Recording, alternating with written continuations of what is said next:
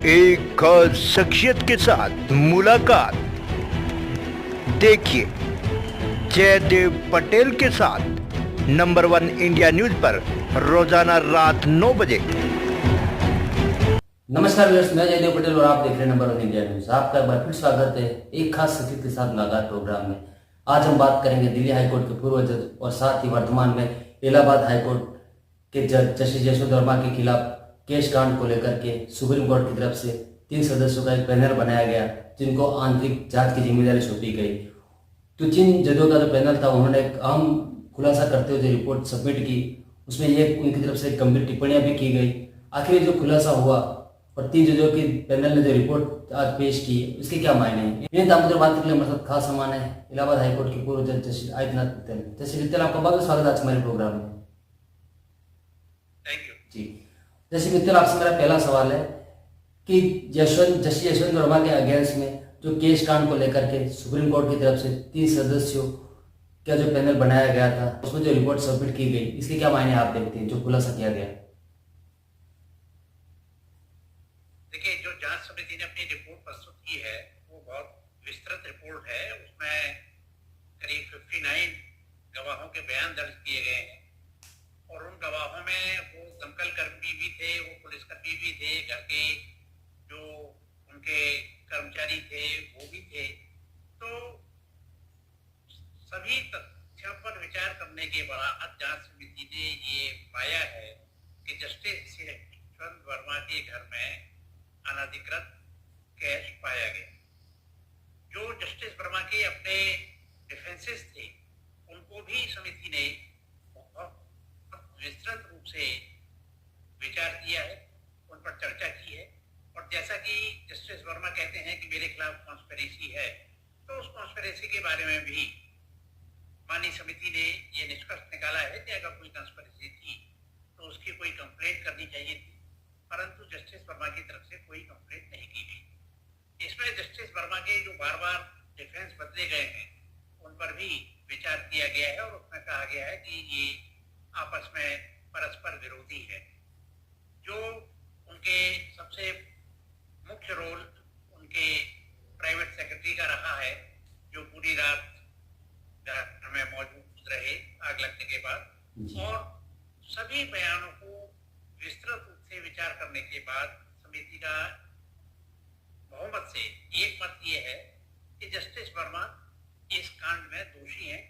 और उनके खिलाफ कार्रवाई की जानी चाहिए। जी, सिर्फ एक वीक पॉइंट जो मेरी समझ में आता है,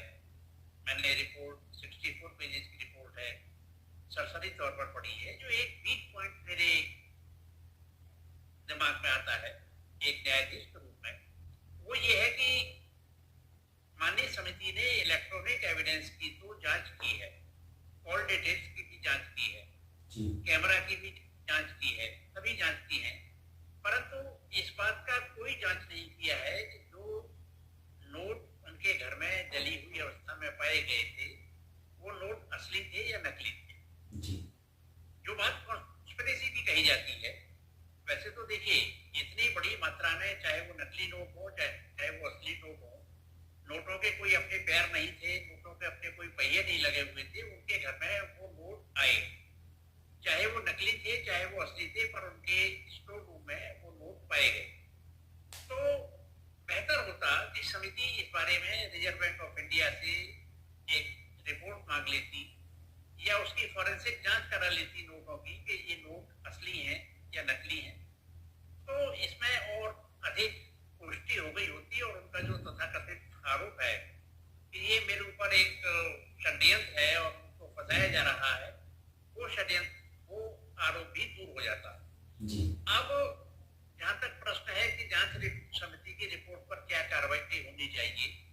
जैसा कि हमारा संविधान इस संबंध में केवल और केवल एक ही व्यवस्था करता है, इम्पीचमेंट की, इसके अलावा और कोई व्यवस्था नहीं है। और मैं बार बार ये कहता रहा हूँ कि हमारे भारत के संविधान को अब समय के अनुसार बदलना होगा और उसमें ऐसी परिस्थितियां लानी होंगी कि यदि ऐसी परिस्थितियों में कोई न्यायाधीश भ्रष्टाचार करता है तो उस भ्रष्टाचार को किस प्रकार से निपटा जाएगा और कौन से ऐसे मानक स्थापित किए जाएंगे जिसकी वजह से न्यायपालिका में जनमानस का जो विश्वास है वो बना रहे। जी तो वैसे तो मेरा अपना व्यक्तिगत मत ये है कि और इस बात पर माननीय सर्वोच्च न्यायालय के भी निर्णय है कि power to appoint includes power to remove. मेरा अपना मानना ये है कि जिस तरीके से हाई कोर्ट के या सुप्रीम कोर्ट के किसी न्यायाधीश की नियुक्ति होती है, उसी चैनल से उस न्यायाधीश को पद से हटाया भी जा सकता है। जी नियुक्ति की प्रक्रिया सीधी सीधी है कि पहले हाई कोर्ट का कॉलेजियम नाम रिकमेंड करता है, वो स्टेट गवर्नमेंट के पास जाता है, फिर गवर्नर साहब के पास जाता है, फिर पीएम हाउस जाता है, उसकी एक कॉपी सुप्रीम कोर्ट भी सीधी भेजी जाती है, उसमें जांच होती है, जांच होने के बाद पीएम हाउस जाता है और अंततः महामहिम राष्ट्रपति उस पर अपनी मोहर लगा देती है और उस व्यक्ति की नियुक्ति हो सकती है। तो इसी तरीके से जब सुप्रीम कोर्ट का कॉलेजियम के विरुद्ध इम्पीचमेंट की अनुशंसा कर रहा है,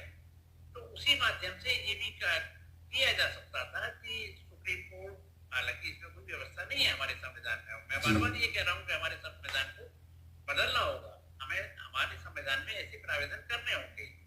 तो ये व्यवस्था कर दी जानी चाहिए कि जिस प्रोसेस से नियुक्ति होती है उसी प्रोसेस से नियुक्ति से हटाने का भी अधिकार होगा और इसमें फिर अंततः महामहिम श्री राष्ट्रपति जी को ही निर्णय लेना होगा कि कोई न्यायाधीश पद पर रहे या पद पर न रहे। जैसे मित्तल, मैं अगर आपको थोड़ा सा और आगे लेकर ले जाऊं तो जस्टिस यशवंत वर्मा के मामले में जिस प्रकार से 3 जजों के पैनल थे, उसमें जो जांच रिपोर्ट जो पेश की, क्या उसके बाद कहीं कि उनके खिलाफ महाभियोग चलाया जाएगा और क्या उनको पद से भी हटाया जा सकता है? हाँ, निश्चित रूप से पूर्व सीजीआई जस्टिस खन्ना महाभियोग की संस्तुति केंद्र सरकार को पहले ही अपने रिटायरमेंट से पहले ही भेज चुके हैं और जैसा कि चर्चा में है कि मानसून सत्र में उनके विरुद्ध महाभियोग प्रस्ताव लाया जाएगा और क्योंकि इस समय संसद में स्पष्ट बहुमत है और मैं नहीं समझता कि बहुमत ना भी हो तब भी कोई भी सांसद भ्रष्टाचार का समर्थन करे। जी तो ये जो महाभियोग प्रस्ताव है ये पारित होना अवश्यंभावी है, बशर्ते कि उसके पारित होने से पहले जस्टिस वर्मा अपने पद से इस्तीफा ना दें। अगर वो इस्तीफा दे देंगे तो महाभियोग प्रस्ताव इनफ्रक्चुअस हो जाएगा और वो स्वतः ही समाप्त हो जाएगा। जी,